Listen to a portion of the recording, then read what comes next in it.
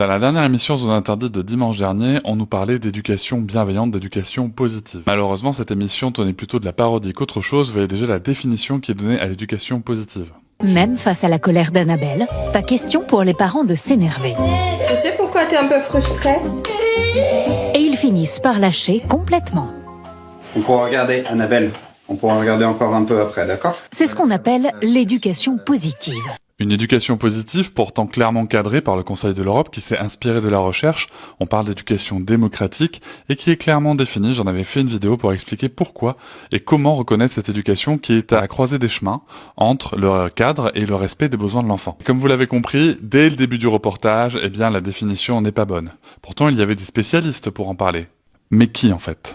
D'un côté, il y a Caroline Goldman, célèbre psychanalyste connue pour sa méthode d'enfermement des enfants, des bébés même, oui, dès 12 mois. Je vous laisse prendre connaissance des éléments que je vous affiche ici. Et pourtant, ces propos ont été largement dénoncés par la communauté scientifique ainsi que les responsables des droits de l'enfant, comme le Comité international des droits de l'enfant, ainsi que Éric Delemare, le défenseur des droits de l'enfant en France, qui jugeait ces méthodes et ces propos comme étant une aberration. C'est dans mon podcast, épisode 104. À côté, il y a Bruno Hembeck qui a tenu des propos qui sont, à ma foi, assez intéressants. C'est juste dommage qu'il n'ait jamais corrigé la grosse méprise qu'il y avait de la part des journalistes sur ce sujet. Encore eût-il fallu qu'il en ait connaissance. J'espère que ces deux personnes ont réagi sur leur réseau pour montrer la méprise qu'il y avait eu dans cette émission qui participe à créer un amalgame très fâcheux et à désinformer le grand public. Suite à la diffusion de cette émission, j'ai eu l'occasion de discuter avec une des mamans des familles présentées. La voici. Une maman connaît bien cela.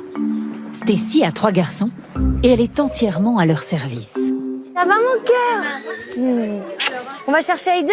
Comme on pouvait s'en douter, ces propos ont été manipulés, la situation a été manipulée. Le montage fait que elle et son mari passent pour des parents qui ne sont pas du tout dans la perspective éducative qu'on nous présente. Autre point important, les enfants de cette famille connaissent des troubles tels que le TDAH ou le TSA, trouble du spectre autistique, et cela n'est jamais mentionné dans le reportage. Bien sûr, avec l'autorisation de cette maman, je vous transmets les éléments qu'elle a mis en commentaire sous une vidéo du compte Instagram de Zone Interdite. Elle s'adresse à la journaliste qu'elle a chez elle. J'ai fait le choix de masquer le tag de cette journaliste pour éviter tout sujet de harcèlement.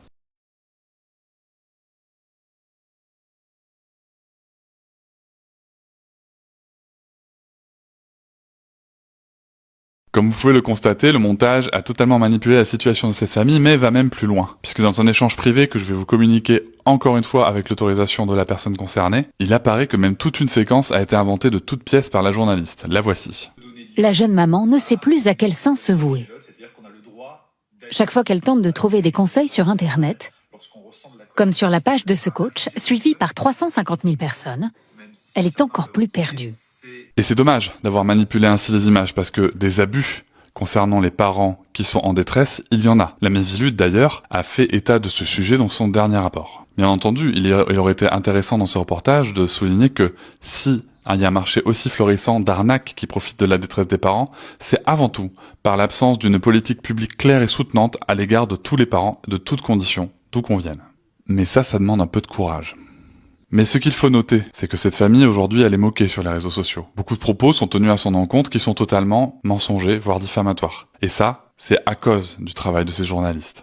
Tout ce que je peux dire, c'est que je trouve ça honteux et que je ne peux afficher que mon soutien à ces familles qui ont été totalement manipulées afin de servir des intérêts de buzz, de visibilité, de je ne sais quoi, mais certainement pas un sujet aussi important que l'éducation des enfants dans le respect de leurs droits. Donc pour l'équipe de Zone Interdite, pour sa présentatrice Ophélie Meunier, et bien sûr les journalistes qui ont totalement manipulé ces familles, vous devriez avoir honte, je pense. Vous devriez avoir honte de manipuler la vérité ainsi, vous devriez avoir honte d'être totalement en dessous, de ne pas être à la hauteur d'un sujet aussi important que celui de l'éducation des enfants et du respect de leurs droits. Après, il n'est jamais trop tard pour reconnaître qu'on a fait une erreur et corriger le tir. J'espère que vous y arriverez.